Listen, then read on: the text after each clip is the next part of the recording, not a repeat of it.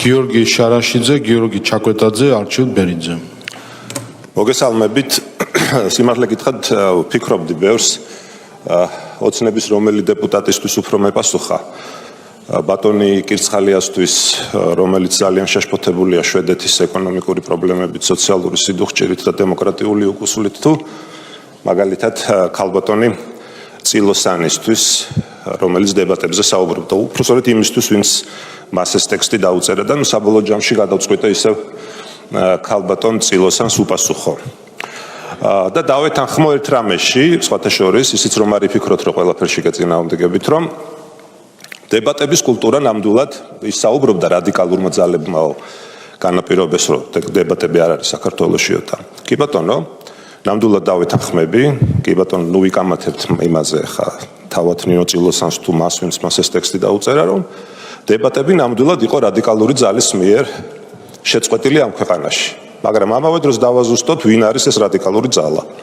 ეს რადიკალური ძალა არის ქართული ოცნება პირველ რიგში, რომელმაც დიახ 5 წლის წინ მიიღო პოლიტიკური გადაწყვეტილება და ყველანაირ დებატზე თქვა უარი. და ამდენი წლის განმავლობაში მხოლოდ მონოლოგის რეჟიმში საკუთარი ტელევიზიების ეთერებიდან ესაუბრება საქართველოს მოსახლეობას. ბატონო ბოიკოტზე არ საუბრობ, ბოიკოტზე მაშინ ვისაუბროთ, როცა ამის დრო მოვა. დებატები ამ ქვეყანაში გააუქმეთ თქვენ და ეს უნდა იცოდეს საქართველოს მოსახლეობამ. თქვენ როგორც რადიკალურმა ძალამ და რატომ ხართ რადიკალური, ამასაც შეგახსენებთ თქვენი რადიკალური ქმედებებით, როგორც ძალადობთ ადამიანებზე და როგორც ცდილობთ თქვენს მიერ მიტაცებული ძალაუფლებით საერთოდ გააუქმოთ ამ ქვეყანაში განსხვავებული აზრი. ხა რაც შეეხება თავად დებატებს, მინდა გითხრათ შემდეგი რა. როდესაც ჩვენ დებატებს დავთანხმდით, გულისხმობდით რეალურ დებატს და არა იმ მოდელირებულ ერთგვარ პანელურ დისკუსიას, რაც გუშინ ერთ-ერთმა ტელეკომპანიამ შემოგთავაზა.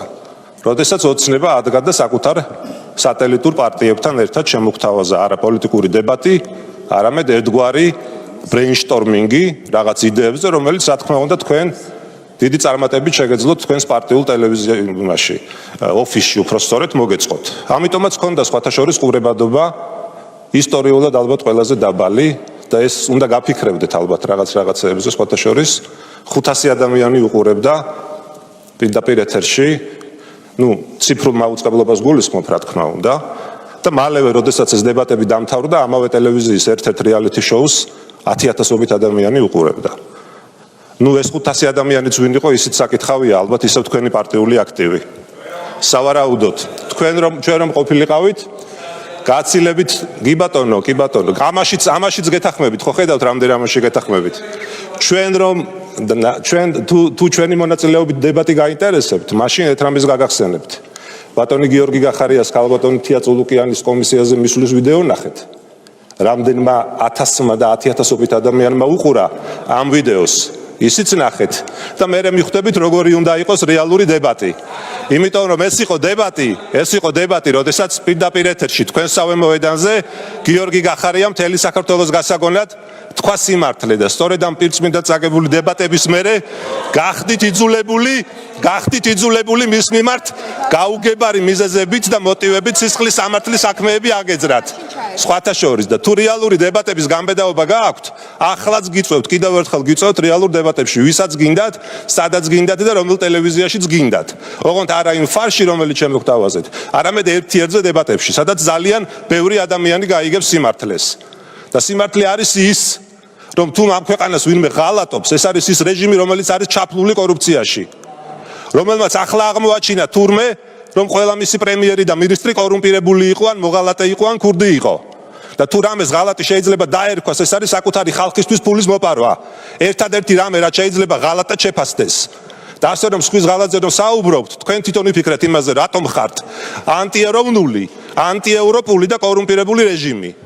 და ამას რეალური დებატის დროს გაიგებს საქართველოს მოქალაქე. და რეალური დებატი სხვანაირია. როდესაც არა სატელიტური, არამედ რეალური ოპოზიციონერები მონაწილეობენ ამ დებატში.